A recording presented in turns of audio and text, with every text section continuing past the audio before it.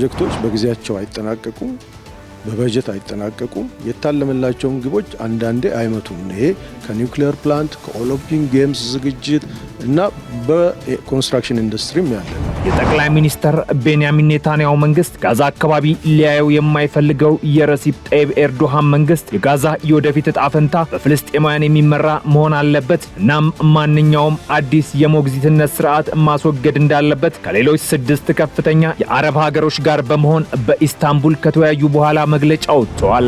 ማብቂያው የማይታወቀውና መድረሻው የሲሆን የሚያሰኘው የሩሲያ ዩክሬን ጦርነት የት ሲደርስ እንደሚያበቃ መገመት አስቸጋሪ ሆኗል። ጦርነቱ ምን አይነት መደላድሎች ሲፈጠሩ ይቆማል የሚለው ማወቅ የሚቻላቸው የሩሲያው ፕሬዝዳንት ቭላዲሚር ፑቲንና የኬጂቢ ኃላፊዎች ብቻ ናቸው። አንደኛ በባዶ እግር የህዝብ መታጠቢያዎች በመዋኛ ገንዳዎች ውስጥ መራመድ፣ ፎጣዎችን፣ ካልሲዎችን ወይም ጫማዎችን ከሰዎች ጋር መጋራት፣ ጠባብ እና ጥብቅ አድርገው የሚይዙ ጫማዎችን ለረጅም ሰዓታት መልበስ በፈንገስ መተላለፍ እንዲኖር ያደርጋል።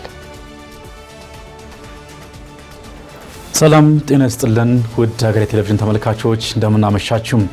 ከሀገሬ ቴሌቪዥን የዕለቱን መረጃዎች ይዘን ቀርበናል። ሙሴ ከበደ ነኝ። እስከ ፍጻሜው አብራችሁን ቆዩ። በቀዳሚነት ወደተመለከትናቸው ርዕሰ ጉዳዮች አመራለሁ። በኢትዮጵያ በፕሮጀክት አስተዳደር ችግሮች ሳቢያ ሀብትና ጊዜ እየባከነ ስለመሆኑ ተነግሯል። በኮንስትራክሽን ዘርፍ ችግር ጎልቶ የሚታይ ስለመሆኑ የጠቆሙ ችግሩን ለመቅረፍ ባለሙያዎችን ማሰልጠንና ስልታዊ አሰራርን ተግባራዊ ማድረግ እንደሚያስፈልግም ተመላክቷል። አልታየ ኪዳኔ የኢትዮጵያ የፕሮጀክት ማኔጅመንት ኢንስቲትዩት በዛሬው ዕለት ጉባኤውን አካሂዷል። በዚህ ጉባኤ ላይ የተለያዩ ባለድርሻ አካላት ተገኝተዋል። በዚህ ጉባኤ ላይ ትኩረት ተደርጎ ውይይት ከተደረገባቸው ጉዳዮች መካከል የኮንስትራክሽን ዘርፉ ይጠቀሳል። በኮንስትራክሽን ዘርፉ ላይ የፕሮጀክት አስተዳደር በአግባቡ እየተተገበረ ባለመሆኑ የጊዜና የሀብት ብክነት እያስከተለ መሆኑ ተነግሯል። ፕሮጀክቶች በጊዜያቸው አይጠናቀቁም በበጀት አይጠናቀቁም የታለመላቸው ግቦች አንዳንዴ አይመቱም ይሄ ከኒውክሊየር ፕላንት ከኦሎምፒክ ጌምስ ዝግጅት እና በኮንስትራክሽን ኢንዱስትሪም ያለ ነው። ከኛ ሀገር አንፃር አይ ቲንክ ከዚህ በፊት ኮስት ኢንፍራስትራክቸር ኢትዮጵያ የሚባለው ባጠናው ጥናት በቢልዲንግ እና በመንገድና በህንፃ ዘርፍ የታይም ኦቨርረን የሚባለው የጊዜ መለጠጡ እስከ 147% ይደርሳል ኦን አቨሬጅ ከዛም ይበልጥባቸው ወይም ያንሳል። የኮስቱም እንደዚሁ የተለጠጠ ይሆናል። ይሄ ከእቅድ ዝግጅት ማነስ ሊሆን ይችላል። ከግንባታው ሲሰራ ወይም ኮንስትራክሽን ውስጥ ፕሮጀክት ውስጥ ስንገባ ፕሮፐርሊ ካለማሰብ ካለማቀድ የሚመጣ የፕሮጀክት አፈጻጸም ጋፕ አሁን ለምሳሌ ኮንስትራክሽን ላይ ብናየው እኛ ሀገር ላይ አለ፣ ግን ያ ነገር እኛ ሀገር ላይ ያለ ብቻ አይደለም፣ ሁሉም ዓለም ላይ ያለ። ለምሳሌ ለኤቭሪ 1 ሚሊዮን ዶላር ኢንቨስትመንት 127 ሚሊዮን ዶላር ይባክናል ይባላል፣ ወደ 12%። ወደኛ ሀገር ግን ሲመጣ ብዙ ትክክለኛው መረጃ ባይኖርም በስብሰቦች ላይ በሚኒስቴር መስሪያ ቤቶች እንደሚገለጸው እስከ 30% አለና እንደዚህ አይነት ጋፖች የሚፈጠሩት በብዛት በፕሮጀክት ፕላኒንግ ከመጀመሪያ ከእቅድ ጀምሮ እስከ አፈጻጸም ባለው ላይ ያለ ጋፕ ነውና እሱን ክፍተት ለማጥበብ ዋናው ነገር ባለሙያዎች ተሰብስበው ሲወያዩ የተሻለ መፍትሄዎችን ይቀያየራሉ። እውቀትም የሚወልደው በዛ ሰዓት ነው። ጣቢያችን ሀገሬ ቴሌቪዥን በዚህ መድረክ ላይ የተገኙ የተለያዩ የኮንስትራክሽን ባለሙያዎችን አነጋግሯል። እነዚህ ባለሙያዎች የፕሮጀክት አስተዳደር ችግርን በተመለከተ የተለያዩ አስተያየቶችን ሰጥተውናል። ከሰጡን አስተያየቶች መካከል የፕሮጀክት አስተዳደር ችግር እየተከሰተ ያለው በዋናነት አተገባበሩ ባህላዊ በመሆኑ እንደሆነ ነግረውናል። ለፕሮጀክቶችም ውጤታማ እንዲሆኑ በፕላንና ዲዛይን ጊዜ የምናጠፋው አማራጮችን የምናይበት ጊዜ የበለጠ ሊሰጠው ይገባል። ከአተገባበር ግን አንጻርኛ ፕራክቲካሊ ኢትዮጵያ ውስጥ ካለው ሌላም ሀገር ብዙ ጊዜ ወደ ኢምፕሊሜንቴሽን ገብቶ ከኢምፕሊሜንቴሽን በኋላ ችግሮቹን ፌስ የማድረግ ቴንደንሲ ነው ያለው። ያ ችግር ደግሞ በአፈጻጸም ላይ መጓተትን እና ሌሎችም ችግሮችን ያመጣል ማለት ነው።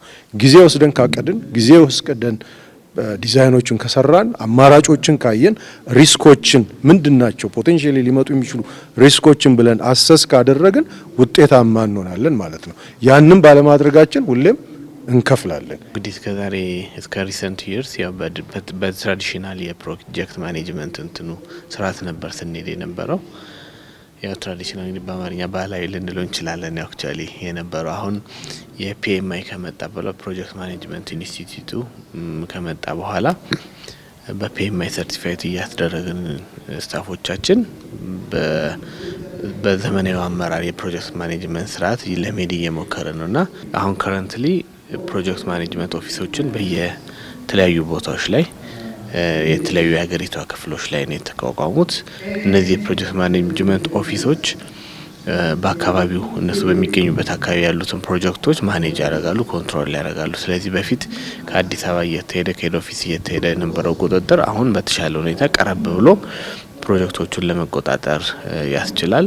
የፕሮጀክት አስተዳደር ችግርን ለመቅረፍ የተለያዩ ብቁ ባለሙያዎችን ማፍራት አስፈላጊ መሆኑን ያነጋገርናቸው ባለሙያዎች ጠቁመውናል። ከዛ ባሻገር ቅንጅታዊ የሆነ አሰራርን በተቋማት መካከል ተግባራዊ ሊደረግ እንደሚገባም አስረድተዋል። ትሬኒንግ አንደኛው ነው። የአስተሳሰብ ማይንድ ሴት ቼንጅ በጣም ክሪቲካል ነው። ባህላዊ አስተሳሰብ እና ባህላዊ አሰራር ብዙ ጊዜ የሚመጣው ትሬኒንጎችን ለፈተና ብቻ ወይም ደግሞ ለሰርቲፊኬሽን ብቻ ካደረግናቸው ካልተገበርናቸው እዛው ሰርኩል ውስጥ ነው የምንቀረው ማለት ነው። ስለዚህ በትሬኒንግ የሚመጣውንም በቤስት ፕራክቲስ የሚመጣውንም አስተሳሰብ ወደ ተግበራ መለወጥ ያስፈልጋል። እውቀትን ከሚያውቀው በማግኘት ሰርቲፋይድ በመሆን ሰርቲፋይድ ማለት እንደ ዲግሪ እንደ ሌላ ነገር አይደለም። በተመሳሳይ ሚዛን ነው የምንመዘነው። ዜር ኢዝ ኖ ማጭበርበር ምናምን የመሳሰሉት ነገር ስለሌለ ጥሩ የሆነ ነገር ነው። ቤተሰቦች ልጆቻቸውን ሰርቲፋይ እንዲያደርጉ በየደረጃው አለ። ከላይ ሲፒኤም ይባላል ገና ጁኒየር ሲሆን ከዛን ግን ጎልደን ስታንዳርዱ ፒኤምፒ ነው የሚባለው ለሁሉም የሚሆነው። ትንሽ የ5 ዓመት ልምድ የመሳሰሉት ነገራቶች አሉት። ኤክስፔንሲቭ አይደለም። ኢትዮጵያ ቢማሩና ቢፈተኑ የተለያዩ ተቋማቶች ላይ ለመቀጠር ኢንተርናሽናልም ሆነ ወይም ደግሞ ሌላ ሀገር ወጥተው የሚሰሩበት ጊዜ ላይ አክሴፕትድ የሆነ ነው። በኢትዮጵያ የውሃ ቱሪዝም ላይ ባለው አቅም ልክ እየተሰራ አለመሆኑ ተነግሯል። ከተፈጥሯዊ የውሃ ሀብቶቻችን ባለፈ ለኤሌክትሪክ ኃይል ማመንጫነት የተገነቡ ግድቦች ለውሃ ቱሪዝም ከፍተኛ አቅም ያላቸው ቢሆንም እስካሁን ግን የተሰራባቸው ነገር አለመኖሩ ተገልጿል። ደምሰው ሽፈራው ተጨማሪውን አዘጋጅቷል። ኢትዮጵያ የበርካታ ወንዞችና ሐይቆች ሀገር ብትሆንም እነዚህን የውሃ ሀብቶች የቱሪዝም መዳረሻ እንዲሆኑ አድርጎ ወደ ጥቅም ከመቀየር አኳያ በበቂ ሁኔታ አለመሰራቱ ተነግሯል። እንደ ጣናና ሐዋሳ ባሉ ሐይቆች አካባቢ የተሻለ የሚባል የቱሪስት መዳረሻ ልማት ያለ ቢሆንም አብዛኛዎቹ የውሃ ሀብቶች ላይ የተሰራ ስራ አለመኖሩን የቱሪዝም ሚኒስቴር ዴኤታው ስለሺ ግርማ ለጣቢያችን ገልጸዋል። በተለይም ደግሞ ለኤሌክትሪክ ኃይል ማመንጫ የተገነቡት ግድቦች ለቱሪዝም መዳረሻ የሚሆኑ ሐይቆችንና ብዝሃ ሕይወት እንዲፈጠሩ ያደረጉ ቢሆንም በመንግስትም ሆነ በግሉ ዘርፍ ባለሀብቶች በኩል ያለው ኢንቨስትመንት በጣም ውስን እንደሆነ ተናግረዋል። ወደ ግድብ ስንመጣ ለመጀመሪያ ጊዜ ያው እንግዲህ በግድብ አካባቢ ቱሪዝምን ከመሞከር አንጻር ህዳሴው ግድብ ላይ እየሞከርን ነው። በሌሎች መሰል ግድቦች ለምሳሌ የነ ግልገል ጊቤ ያሉበት አካባቢ ሌሎች ግድቦችም ያሉበት የባሮ ወንዝ ጋምቤላን ጨምሮ ወንዞች ግድቦች ባሉበት አካባቢ የቱሪዝም እንቅስቃሴው ይበልጥ መነቃቃት ይኖርበታል። የህዳሴውን ግድብ ተከትሎ መጎብኘት መለመድ መቻል አለበት።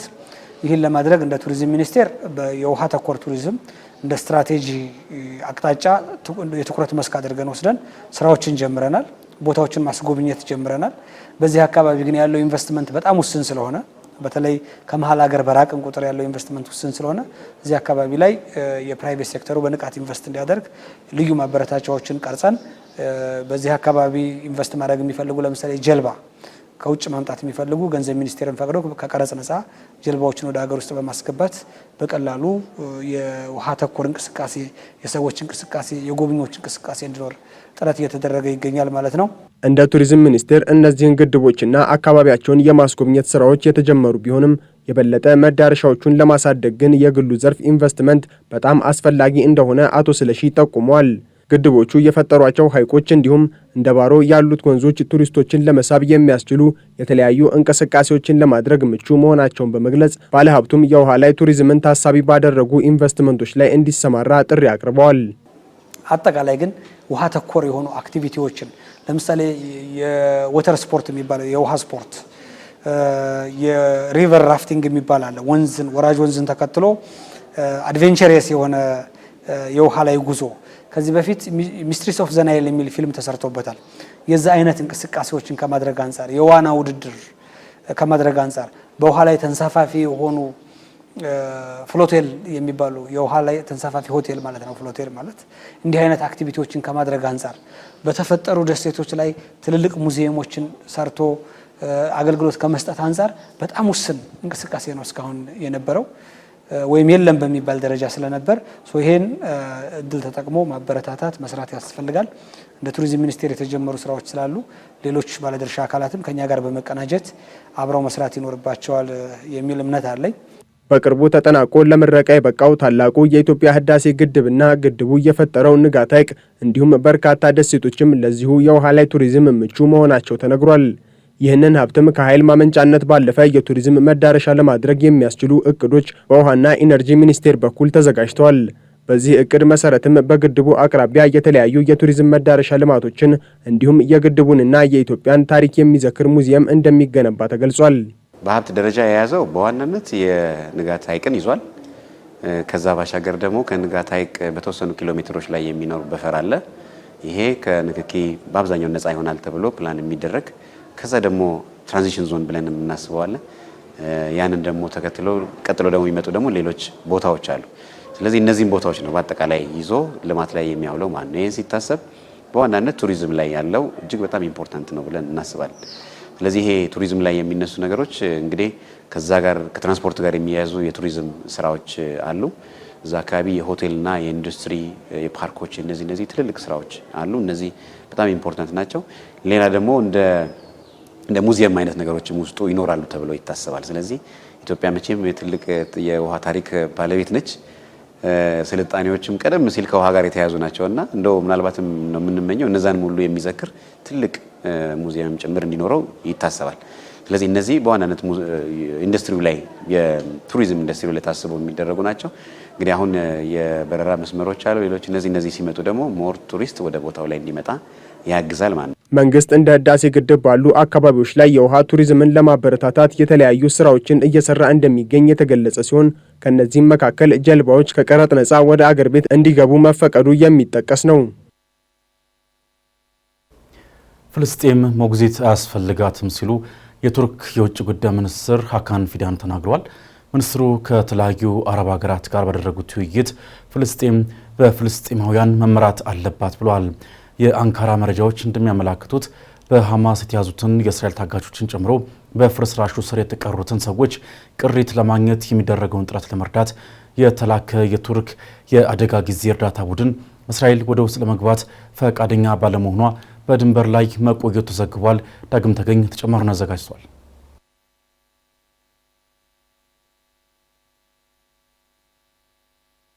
እስራኤል 5 የፍልስጤም እስረኞችን ፈታለች። ነገር ግን ቤተሰቦች እንደገና ሲገናኙም እንኳ የአየር ድብደባዎችና ሌሎች ጥቃቶች ቀጥለዋል። በሌላ በኩል ሐማስ የጋዛን ቁጥጥር ለፍልስጤም ኮሚቴ ለማስረከብ ተስማምቷል። ይህን ተከትሎም ዓለም አቀፍ የማረጋገያ ኃይል ወይም ISF ለመላክ ውይይት እየተደረገ ነው ተብሏል። መጀመሪያ ላይ የትራምፕ የጋዛ ሰላም እቅድ አካል የሆነው ይህ ኃይል በተባበሩት መንግስታት ትዕዛዝ ስር የአረብና የዓለም አቀፍ አጋሮችን ሊያካትትም ይችላል። የቱርክ የውጭ ጉዳይ ሚኒስትር ሀካን ፊደን ከ6 የአረብ አጋር ሀገራት ጋር ከተገናኙ በኋላ እቅዱን አረጋግጦታል። ይህ የጋዛ አዲስ የግዛት ዘመን መባቻ ሊሆን ይችላል ተብሎም ታልሟል። የጠቅላይ ሚኒስትር ቤንያሚን ኔታንያሁ መንግስት ጋዛ አካባቢ ሊያየው የማይፈልገው የረሲፕ ጠይብ ኤርዶሃን መንግስት የጋዛ የወደፊት እጣ ፈንታ በፍልስጤማውያን የሚመራ መሆን አለበት፣ እናም ማንኛውም አዲስ የሞግዚትነት ስርዓት ማስወገድ እንዳለበት ከሌሎች 6 ከፍተኛ የአረብ ሀገሮች ጋር በመሆን በኢስታንቡል ከተወያዩ በኋላ መግለጫ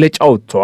አሁን እየተናወጠ ያለውን የ3 ሳምንት የተኩስ አቁም ስምምነት በማዘጋጀት ረገድ ማዕከላዊ ሚና የተጫወተችው ቱርክ የአረብ ሀገራት በጦርነቱ በተጎዳው ክልል መልሶ ግንባታ ላይ እንዲሳተፉ ግፊት እያደረገች ትገኛለች። የእኛ መርህ ፍልስጤም በፍልስጤማውያን መመራት አለባት የሚል ነው ያሉት ሚኒስትሩ የራሳቸውን ደህንነት ማረጋገጥ አለባቸው። ዓለም አቀፉ ማህበረሰብ ይህንን በተቻለ መጠን በተሻለ መንገድ መደገፍ አለበት፣ በዲፕሎማሲያዊ በተቋማዊና በኢኮኖሚያዊ መንገድ ሲሉ ከውይይቱ በኋላ ተናግረዋል። ማንም ሰው አዲስ የሞግዚትነት ስርዓት ብቅ ማለቱን አይፈልግም ማለታቸውንም አሽራቅ አላውሳት ዘግቧል። በአሜሪካው ፕሬዝዳንት ዶናልድ ትራምፕ አደራዳሪነት ለ2 ዓመታት የዘለቀውን የደም መፋሰስ ያስቆመው የጥቅምት 10 የተኩስ አቁም ስምምነት በአዲስ የእስራኤል ጥቃቶችና በእስራኤል ወታደሮች ላይ በተሰነዘሩ የፍልስጤማውያን ጥቃቶች ተፈትኗል። ውይይቱም ከሳውዲ አረቢያ፣ ከኳታር፣ ከተባበሩት አረብ ኤሚሬቶች፣ ከዮርዳኖስ፣ ከፓኪስታንና ከኢንዶኔዥያ የመጡ ከፍተኛ ዲፕሎማቶችን ያካተተ እንደነበር በማስታወስ አሁን እጅግ በጣም ወሳኝ ደረጃ ላይ ደርሰናልም ብለዋል። በጋዛ የተከሰተው ጦርነት እንደገና እንዲቀጥል አንፈልግም ሲሉም ሐካም ፊደን አክለዋል። ሰባቱም ሀገራት ፍልስጤማውያን የጋዛን ደህንነትና አስተዳደር እንዲቆጣጠሩ እቅዶችን እንዲደግፉም ተነግሯል። በሳምንቱ መጨረሻ ላይ በዋና ተደራዳሪ ካሊል አልሃያ ከሚመራው የሐማስ ልዑክ ጋር ውይይት ያደረጉት ፊደን ሐማስ ጋዛን ለፍልስጤማውያን ኮሚቴ ለማስረከብ ዝግጁ ነው ብለዋል። በተጨማሪም በሐማስና በተቀናቃኙ በዌስት ባንክ የሚገኘው የፍልስጤም ታጣቂዎች መካከል የተደረገው የእርቅ ጥረቶች በተቻለ ፍጥነት ፍሬያማ ይሆናሉ ሲሉ ይህ የፍልስጤም አንድነት ደግሞ የፍልስጤምን ውክልና በዓለም አቀፍ ማህበረሰብ ውስጥ ያጠናክራል ብለዋል። የቱርክ ፕሬዝዳንት ረሲፕ ጣይብ ኤርዶሃን ከሚኒስትሮቹ ውይይት በፊት በኢስታንቡል ንግግር ሲያደርጉም ሐማስ የተኩስ አቁም ስምምነቱን እያከበረ ቢሆንም እስራኤል በዚህ ረገድ በጣም ደካማ አፈጻጸም እንዳላት ተናግረዋል። ከተኩስ አቁም ስምምነቱም ወዲህ ከ200 በላይ ንጹሃን ሰዎችን የገደለና በዌስት ባንክ ላይ የሚደርሰውን ወረራ እንዲሁም ጥቃት ያላቆመ የእስራኤል አስተዳደር ነው ያለው። ይህ ደግሞ አሳፋሪ ነው ሲሉ አክለዋል። ሀገራት አሁንም በጋዛ ውስጥ በተባበሩት መንግስታት ድርጅት የመረጋጋት ኃይል በአሜሪካ የተኩስ አቁም ስምምነት አካል እንዲሆን የታቀደውን ትዕዛዝ እየሰሩ ሲሆን በዚህ መሰረት ወታደሮችን ለመላክ ይወስናሉ ሲሉ የቱርክ የውጭ ጉዳይ ሚኒስትር ሐካም ፊደን ተናግረዋል። ቱርክ እንደተናገረችው ኳታር፣ ሳውዲ አረቢያ፣ የተባበሩት አረብ ኤሚሬቶች፣ ዮርዳኖስ፣ ፓኪስታን፣ ኢንዶኔዥያና ቱርክን ያካተተ ስብሰባ ካደረጉ በኋላ ለጋዛ ከጦርነት በኋላ ፍልስጤማውያን የፍልስጤምን አስተዳደርና ደህንነትን የሚያረጋግጡበት ማዕቀፍ ማየት ትፈልጋለች ብለዋል። ፊዳን በትራምፕ እቅድ መሰረት የጋዛን የተኩስ አቁም ስምምነት የሚከታተለው ዓለም አቀፍ የማረጋጊያ ኃይል በተባበሩት መንግስታት የጸጥታው ምክር ቤት ውሳኔ የተገለጸ ኃላፊነትና የህጋዊነት ማዕቀፍ እንዲኖረው ማድረግ ወሳኝ መሆኑን ተናግረዋል። ዋሽንግተን በአሁኑ ጊዜ ከአረብና ከዓለም አቀፍ አጋሮች ጋር በመተባበር የኃይሉን ስብጥር ለመወሰን እየሰራች ቢሆንም ቱርክ ከእስራኤል ከፍተኛ ተቃውሞ ቢኖርባትም ሚናውን ለመጫወት ተስፋ አድርጋለች። በተጨማሪም ስምምነት ላይ ለመድረስ በማንኛውም የተባበሩት መንግስታት ድርጅት ቋሚ አባላት ወይም ቬቶ ተቃውሞ ነፃ መሆን አለበት በማለት ዋሽንግተን ለቴል አቪቭ በተደጋጋሚ የምታሳየውን ድጋፍ ዳግም እንዳይፈጠር አስጠንቅቋል። እስራኤል አንካራ ከሐማስ ጋር ባላት የጠበቀ ግንኙነት ላይ ጥርጣሬ በማሳደር የቱርክን ዲፕሎማሲያዊ ግንኙነት ለረጅም ጊዜ ስትመለከት ቆይታለች። የእስራኤል ወታደሮች ከጋዛ ከወጡ በኋላ ስልጣን ለመያዝ ከታቀደው ግብረ ኃይል ጋር መቀላቀሏን አጥብቃም ትቃወማለች። የአንካራ መረጃዎች እንደሚያመላክቱት በሐማስ የተያዙትን የእስራኤል ታጋቾችን ጨምሮ በፍርስራሹ ስር የተቀበሩትን ሰዎች ቅሪት ለማግኘት የሚደረገውን ጥረት ለመርዳት የተላከ የቱርክ የአደጋ ጊዜ እርዳታ ቡድን እስራኤል ወደ ውስጥ ለመግባት ፈቃደኛ ባለመሆኗ በድንበር ላይ መቆየታቸው ተዘግቧል። ዩክሬን የሩሲያ የፔትሮኬሚካል ማምረቻ መምታቷን ተከትሎ በአጸፋው ሞስኮ በርካታ የኪየቭ መሰረተ ልማቶችንና የጦር መሳሪያ ማምረቻ ቦታዎችን አውድማለች። ሚካኤል ኃይሌ ማብቂያው የማይታወቀውና መድረሻው የት ሲሆን የሚያሰኘው የሩሲያ ዩክሬን ጦርነት የት ሲደርስ እንደሚያበቃ መገመት አስቸጋሪ ሆኗል። ጦርነቱ ምን አይነት መደላድሎች ሲፈጠሩ ይቆማል የሚለው ማወቅ የሚቻላቸው የሩሲያው ፕሬዝዳንት ቭላዲሚር ፑቲንና የኬጂቢ ኃላፊዎች ብቻ ናቸው። በተለየ ሁኔታ ከሰሞኑን ሩሲያ ያደረገችው የኒውክሌር ተሸካሚ የሚሳኤል ሙከራ ነገሮችን የበለጠ እንዲጠነክሩና ለዩክሬን ያላቸው ሽርፍራፊ ሳንቲም ይለግሱ የነበሩ ሀገራትም እጃቸውን መሰብሰብ ከጀመሩበት መንገድ ተመልሰው ሽርፍራፊያቸውን መላክ እንዲጀምሩም ሆነዋል። ሩሲያ ያደረገችውን ሙከራ ተከትሎ ሁኔታ ያላማራቸው የአሜሪካው ፕሬዝዳንት ዶናልድ ትራምፕ የሀገራቸው መከላከያ የኒውክሌር ልምምድ በአፋጣኝ እንዲጀምር ቀጭን ትዕዛዝ ማስተላለፋቸው ይታወሳሉ። ፕሬዝዳንቱ አሁንም ሩሲያ ከመሬት በታች በሰራቻቸው ምሽጎችና ግዙፍ የሳይንስ ማዕከላት ውስጥ የኒውክሌር ጦር መሳሪያዎችን እየሞከረች ትገኛለች ማለታቸው ኤምኤስኤን ዘግበዋል። የጦር መሳሪያ ሙከራ እያደረገች ያለችው ሩሲያ ብቻም ሳትሆን ቻይናም ጭምር ናት ሲሉ ለዓለም ሌላ መርዶን ተናግረዋል። ከመሬት በታች የሚደረገው ልምምድ ምን ይዞ ብቅ ሊል እንደሚችል የሚገመት አይደለም ሲሉ ፕሬዝዳንቱ ተናግረዋል። ዩክሬን አሁንም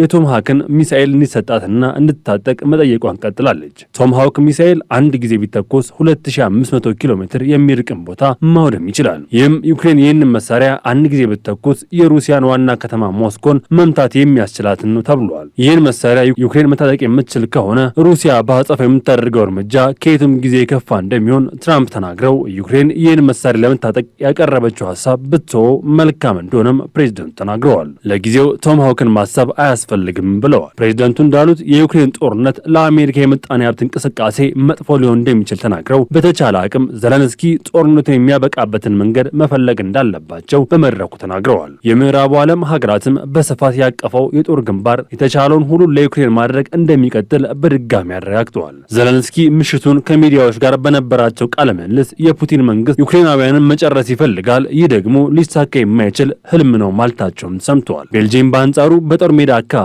በድሮኖች እንቅስቃሴ እየተበራከተ ሳይሆን እንዳልቀረም አስታውቃለች። የፊንላንዱ ፕሬዝዳንት እንዳሉት የዩክሬን ሩሲያ ጦርነት እንዲያበቃ ከስተታችን መማር ይጠበቅብናል ሲሉ መናገራቸውም ሰምተዋል። ፕሬዝዳንቱ እንዳሉት ካለፈው ስህተት መማር ካልተቻለ ሩሲያ አሁንም ጦርነት ብታቆምም ጦርነቱን መቀጠሏ አይቀርምም ብለዋል። ከሰሞኑም በነበሩ እንቅስቃሴዎች ምክንያት በርካታ ጦር መሳሪያዎችን በገፍ እየሰበሰበች ያለች ዩክሬን ከአሜሪካ በሩሲያ የሚደርስባትን የአየር ጥቃት የአየር ላይ መቃወሚያዎችን በድጋፍ እንዳገኘችም ሰምተዋል። ዩክሬን ቁጥሩ ምን ያህል እንደሆነ ያልተገለጸ ፓትሪዮት የተሰኘውን የአየር መቃወሚያ ማግኘቷም ሰምተዋል። የሩሲያ ድሮኖች የሚያደርሱትን ጥቃት ለመመከትና የሚያደርሱትን አደጋ ለመቀነስ የተሰጠውን ድጋፍ በርካቶች ይጠብቃል ሲሉ ቮሎዲሚር ዘለንስኪ ተናግረዋል። ይህ የፓትሪዮት የአየር መከላከያ እጃችን ላይ ቢኖር እሁድ ለሰኞ አጥቢያ በደረሱ ጥቃቶች ምክንያት ሰዎች አይሞቱም ነበር ሲሉ ተናግረዋል። በጥቃቱ የአንድ ሰው ሕይወት ሲያልፍ የአንድ ቤተሰብ አባል የሆኑ 5 ሰዎች የአካል ጉዳት እንዳጋጠማቸውም ሰምተዋል። 4 ዓመት ሊሞላው ዳዴ እያለ ያለው የሁለቱ ሀገራት ጦርነት በርካቶችን የገደለ ሲሆን በተለይ ሩሲያ የምታደርሰው ጥቃት ከከተማ ወጣ ባሉ አካባቢዎች በሺዎች የሚቆጠሩ የዩክሬን ዜጎች መሞታቸውም ተገልጿል። በተለይ የኃይል ማመንጫዎች ላይ በሚደርሱ ጥቃቶች ምክንያት ቤታቸውን ለቀው ወደ ሌሎች አካባቢ እንዲሰደዱ ማድረጉን ኤፒ ኒውስ ዘግበዋል። ይህ የሩሲያ ጥቃት ለዩክሬን ቴክኖሎጂ አብዮት እንድትቀሰቅስና የዘመኑን ድሮኖች እንዲሁም ሚሳኤሎች እንዲመረቱ ምክንያት ሆኗል። የሩሲያ ጦር ለአንድ ዓመት የፖክሮቭስክን ከተማ ለመያዝ ያደረገው ሙከራ ባለፈው ሳምንት በድል ማጠናቀቁ ይታወሳል። ከተማዋን ሲቆጣጠር የትራንስፖርትና ሎጂስቲክስ ማዕከል መያዝ እንዳልቻለ ሲነገር መቆየቱን አልጀዚራ ዘግቦ ምሽቱን መቆጣጠር መቻሉን አስታውቋል። በዩክሬን በኩል ያሉ የወታደራዊ መረጃዎች እንደሚጠቁሙት ቦታው ላይ አሁንም የዩክሬን ኃይሎች እየተዋደቁና በጀግንነት እየተከላከሉ እንዳሉ መናገራቸው ዘግበዋል። በጉዳዩ ላይ ዘለንስኪ የሰጡት ማብራሪያም የሩሲያ ኃይል በቅርቡ ያገኘው ምንም አይነት ድል የለም ብለዋል። በአካባቢው ላይ ግን ጠንካራ ጦርነት እየተደረገ እንዳለ ግን አልሸሸጉም። ፕሬዝዳንቱ እንዳሉት ሩሲያ ይዘው የነበረው የዴፕሮፒሊያን አካባቢ በመልሶ ማጥቃት መያዝ እንደተቻለ ማስታውቀው የመልሶ ማጥቃት ዘመቻውን በማጠናከር ሌሎች አካባቢዎችን በማስመለስ ጠንካራ ዘመቻዎች እየተደረጉ እንዳሉ አስታውቀዋል። የዩክሬኗ ፖክሮቭስክ በተወሰደባትን የበላይነት ለማስመለስ በምታደርገው 7ኛ ዘመቻ ብላ በጠራችው እንቅስቃሴ ወደ ፖክሮቭስክ እየተደረገ ያለውን የሎጂስቲክስ ድጋፍ በሰሜን ሮዲያንስክ አካባቢ ጠንካራ የተባለ የተኩስ ልውውጥ እያደረጉ እንደሆነም ሰምተዋል። ሩሲያን ለመከላከል ጥረት ያደረገች የምትገኘው ዩክሬን በሌሎች አቅጣጫዎች አካባቢዎችን መቆጣጠርም ጀምራለች። ኦስካል በተባለው ወንዝ አካባቢ የሚገኘው የኪዮፔናስክ ኢንዱስትሪ ዞን እንደተቆጣጠሩም ሰምተዋል። ፕሬዚደንት ዘለንስኪ እንዳሉት በአካባቢው ላይ 30 የሚሆኑ የሩሲያ ወታደሮች መኖራቸውን ገልጸው እነሱን ከአካባቢው ለማስወጣት ጥረት እየተደረገ እንዳለም አስታውቀዋል።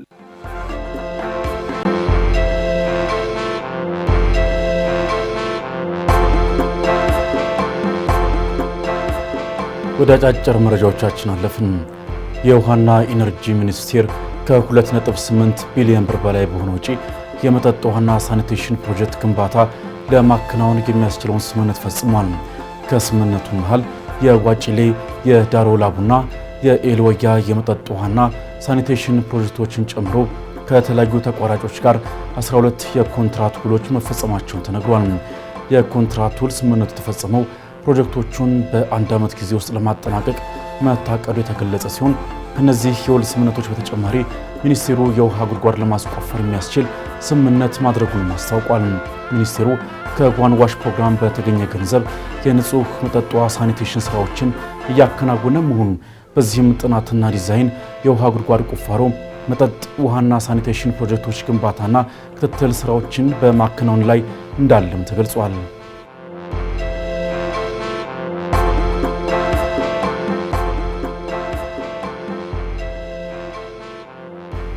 አቢሲኒያ ባንክ ባለፉት 5 ወራት በዲጂታል መንገድ ግብይት ከፈጸሙ ደንበኞቹ መካከል ሽልማት የሚወስደውን ደንበኛ በዕጣ ለይቷል። እስከ መስከረም 27 ቀን 2018 ዓ.ም ድረስ ባሉ ተከታታይ 5 ወራት ውስጥ 138 ቢሊዮን ብር የደረሰ ግብይት በዲጂታል መንገድ መፈጸሙን የተናገሩት የባንኩ ዋና ዲጂታል ባንኪንግ መኮንን ሶስና መንገሻ 10 ሚሊዮን የሚደርስ የገንዘብ ዝውውር መደረጉን ተናግሯል። በግብይቱ መሰረት 3 ሚሊዮን የዕጣ ቁጥሮች የባለ 2 መኝታ አፓርታማ ቤት የሚያስገኘው ዕጣ ውስጥ የገቡ ሲሆን አሸናፊው የባንኩ ደንበኛ በብሔራዊ ሎተሪ በተደረገው የዕጣ ማውጣት ስነ ስርዓት ተለይቷል። አቢሲኒያ ባንክ በቴክኖሎጂና በሰለጠነ የሰው ኃይል የተደገፈ አሰራሩን አጠናክሮ እንደሚቀጥልም ወይዘሮ ሶስና ተናግረዋል። የአደጋ ስራ አመራር ኮሚሽን የቀድሞ ኮሚሽነር ምትኩ ካሳም ባለቤታቸውና ልጃቸው በተከሰሱበት ከባድ የሙስና ወንጀል ጥፋተኛ ተባሉ። የፌዴራል ከፍተኛ ፍርድ ቤት ልደታ ምድብ 5ኛ የሙስና ጉዳዮች ችሎት ነው የጥፋተኝነት ውሳኔውን ያሳለፈው። በህገወጥ መንገድ የተገኘ ገንዘብን ወይም ንብረትን ምንጩን ደብቆ ህጋዊ አስመስሎ ማቅረብ ወንጀል ክስ በነሐሴ ወር 2014 ዓ.ም ክስ መስርቶባቸው የነበረ ሲሆን ክሱ ከደረሳቸው በኋላ በክሱ ላይ የተጠቀሰውን የወንጀል ድርጊት አለመፈጸማቸውን ጠቅሰው የእምነት ክህደት ቃላቸውን መስጠታቸውን ተከትሎ አቃቤ ህግ የሰው ምስክርና የሰነድ ማስረጃ አቅርቧል። የፍትህ ሚኒስቴር የሙስና ጉዳዮች ዳይሬክቶሬት አቃቤ ህግ ባቀረበው ክስ በአደጋ ስጋት ስራ አመራር ኮሚሽን የተረጂዎችን ቁጥር በማጋነን የተለያዩ የእርዳታ አይነቶችን ከመጋዘን ውጪ በማድረግ ለተረጂዎች ሳይደርስ ተሽጦ ለግል ጥቅም ውሏል ብሏል። የግራ ቀኙን ክርክር ያደመጠው ችሎቱ አቶ ምትኩ ካሳን እንዲሁም ባለቤታቸው ወይዘሮ ሶፊያ ጀማልን ጨምሮ በዛሬው ዕለት ጥፋተኛ ብሏቸዋል።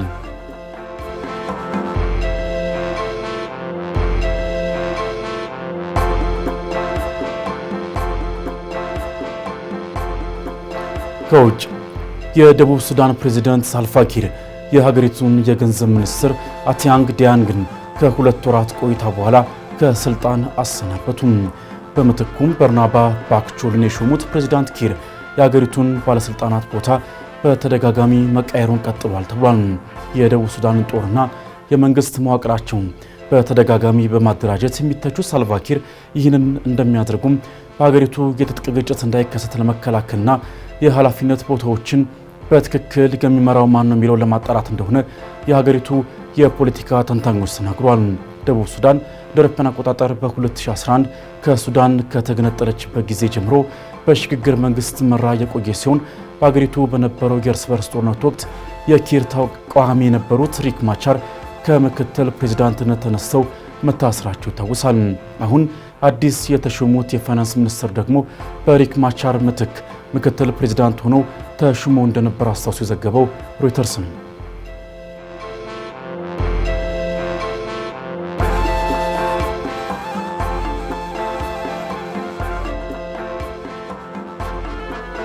በመጨረሻም ሰሜን ኮሪያ የእስያ ፓሲፊክ የኢኮኖሚ ትብብር ስብሰባ ወቅት የመድፍ ሮኬቶችን ተኩሳለች ሲል የደቡብ ኮሪያ መከላከያ ሚኒስቴር ከሰሰም። ሀገሪቱ የአሜሪካና የደቡብ ኮሪያ የመከላከያ ሚኒስትሮች ሁለቱን ኮሪያዎች የሚያዋስነውን አካባቢ እየጎበኙ በነበረበት ወቅት ሮኬቶችን ከተኮሰች በኋላ ክሱ የቀረበባት ሲሆን በዚህ ሳምንት ከበርካታ የሮኬት ማስወንጨፊያ ስርዓቷ ወደ 10 የሚጠጉ ሮኬቶችን መተኮሷን የደቡብ ኮሪያ ጦር አስታውቋል። ሮኬቶቹ የተተኮሱት ወደ ምዕራባዊ ፓሲፊክ ውቅያኖስ የውሃ ክፍል ሲሆን የደረሱት ጉዳት መጠን እየተጣራ እንደሚገኝና ሮኬቶቹ የተወነጨፉት የአሜሪካው የመከላከያ ሚኒስትር ፒት ሄግሴዝና የደቡብ ኮሪያቻቸው አህን ጂዩባክ ከወታደራዊ እንቅስቃሴ ነፃ በሆነው አካባቢ ካደረጉት ጉብኝት 1 ሰዓት ቀደም ብሎ መሆኑን የመከላከያ ሚኒስትሮቹ መናገራቸውን ፍራንስ 24 ዘግቧል።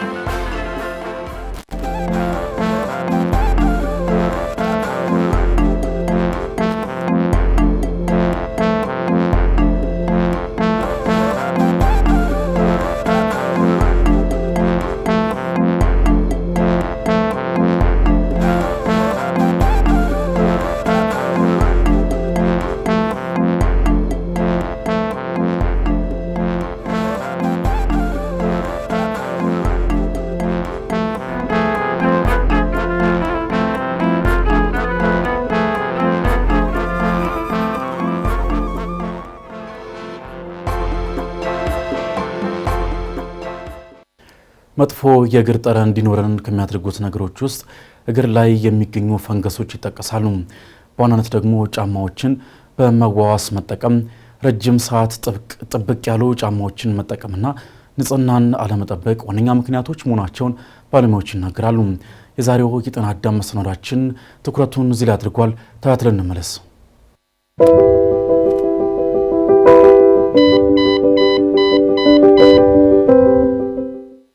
ሰላም።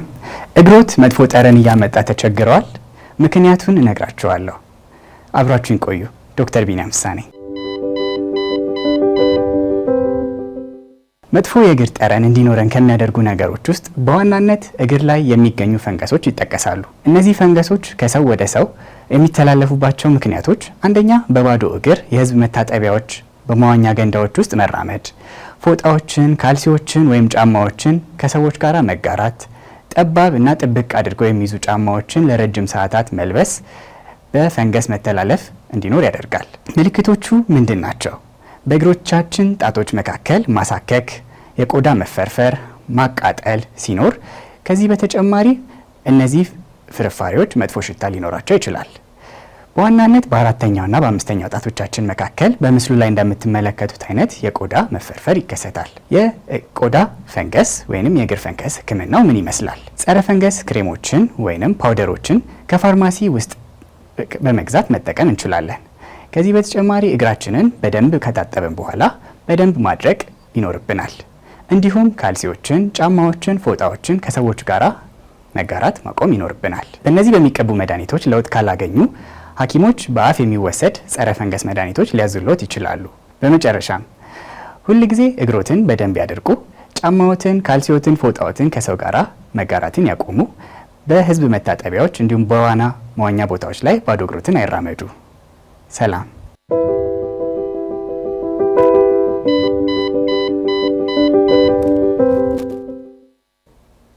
የመኪናን ጤንነት ለማስጠበቅ ወሳኝ ከተባሉ ነገሮች መካከል አንዱና ዋነኛው የመኪና የሞተር ዘይት ነው። ስለ ሞተር ዘይት ጥቅምና በስንት ጊዜ መቀየር እንዳለበት የአውቶሞቲቭ ባለሙያው እንዲያዘጋጅቷል። ወደዛው እንለፍ።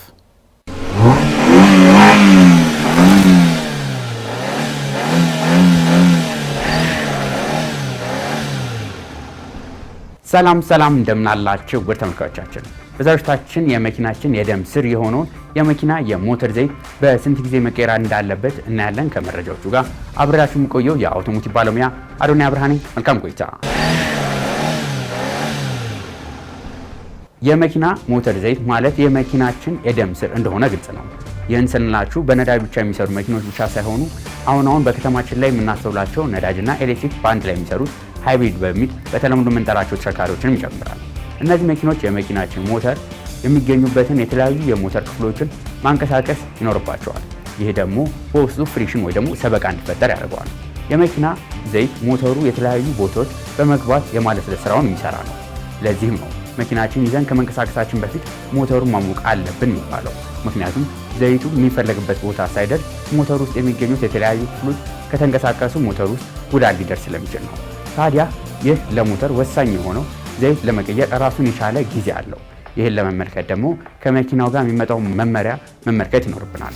ከዚህ በተጨማሪ ግን እንደ መኪናው ቢለያይም ከ5000 ኪሎ ሜትር እስከ 10000 ኪሎ ሜትር ባለው መቀየር አለበት። ከኪሎ ሜትሩ በተጨማሪ ደግሞ መኪናውን አቁመን ለረጅም ጊዜ የምንቆይ ከሆነ ከ3 ወር እስከ 5 ወር ባለው ውስጥ ዘይቱ መቀየር አለበት።